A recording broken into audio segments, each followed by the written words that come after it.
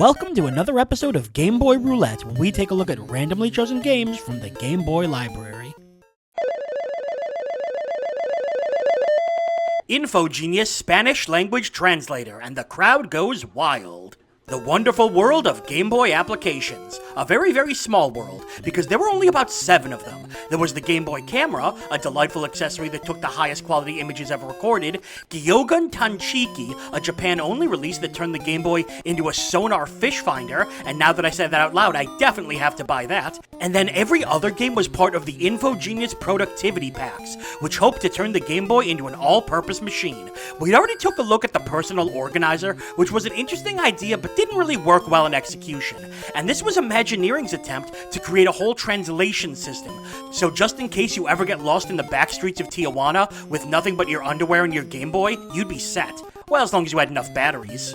But for a game like this, we're gonna do things a little differently this week, because the exact same month InfoGenius released the Spanish language translator, they also released the French language translator, and I'm so curious if they're the exact same game, just different languages. That's right, we're gonna look at not just one, but 2 games. This is definitely because I want to give you guys more bang for your buck, and not because I'm almost certain that these games are identical in everything except language, and also individually not substantial enough to warrant full episodes. So we're knocking 2 games off the roulette list today, but let's be honest, they might as well be one game. In fact, if the Game Boy had been powerful enough and had enough memory, I'm sure they would have been one game. The box arts are practically the same, save for the color of the heads and the flag. In fact, they even use the exact same copy in this corner. So yeah, I'm pretty sure these games are identical. And that makes sense. I guess it would be weird if one of the games was a full-on action RPG. I'm all geared up for a comparison. Let's do some traveling with InfoGenius Spanish and French Language Translator. InfoGenius Systems Language Translator. Isn't this the exact same music as for the Personal Organizer? I guess that makes sense. They all came out, I think the same day, in September of 1991. Alright, let's do some translating. Let's do English to Spanish. Words, phrases, numbers, conversions. Okay, words. This is actually good. I wrote down a list of 5 words to test this game with. First one is tremendous. Enter. Tremendo. And it says it's an adjective. Awesome. Next up, plumb bob. Well, that didn't take long. Consumer. Consumidor. M? Wait. What's the M stand for? College. Oh, male or female. I see. I think that's what the M and F stand for in this case. And garlic. Aho. Okay, I've done the thing now. Phrases. Okay. Emergencies. Illness. Okay. Me duele. They actually have a pretty good variety here. I've had heart surgery.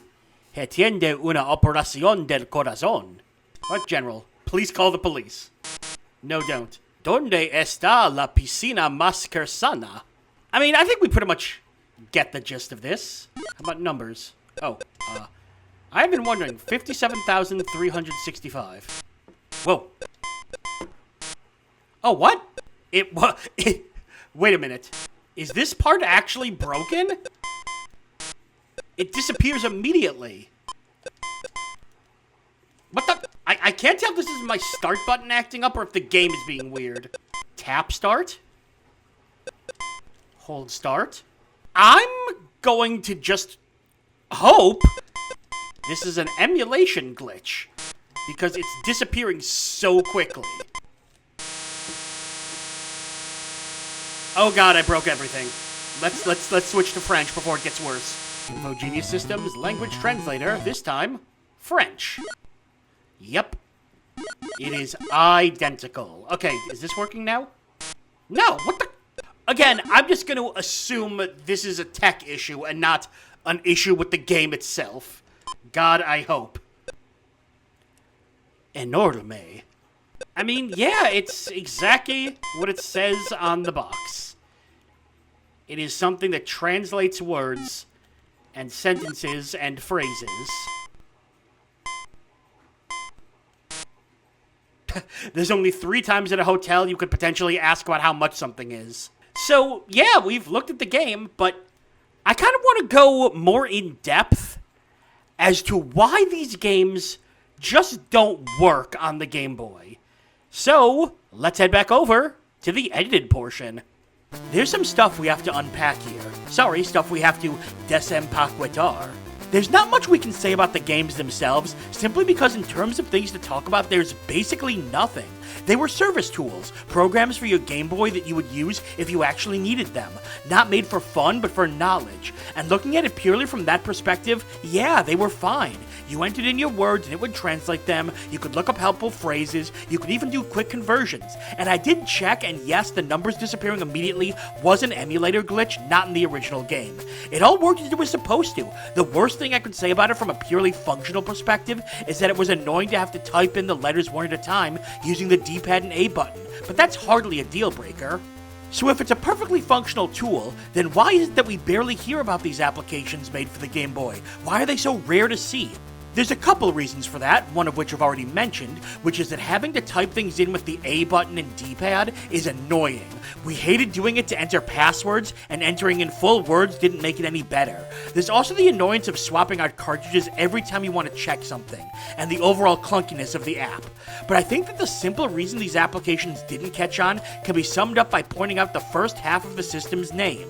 When we bought Game Boys as kids, we were so excited to play games everywhere that the idea of playing a non-game on it was completely ridiculous. Why would you want to buy something for the Game Boy that wasn't a game? In fact, I kinda wonder if they made this game specifically knowing it wasn't gonna sell, but more as something that kids could point to on the shelf to tell parents that, no, see, the Game Boy is more than just a game system, please buy it for me. It could be like Rob the Robot in that regard, having a secret mission to push the console. Then again, the Game Boy was already riding a high when these games came out, so I think most likely it was just a failed experiment. An experiment that was absolutely worthwhile and did yield some interesting results, but results that pretty much confirmed the Game Boy should remain a game system. It's a fascinating relic, but one that doesn't hold up, because it never really was that fun in the first place.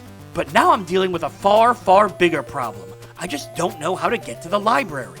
And that's all for another episode of Game Boy Roulette. Make sure to like the video, comment, and subscribe to follow the series as we continue to dig through the Game Boy vault. I'm Brian J, and I'll see you next time.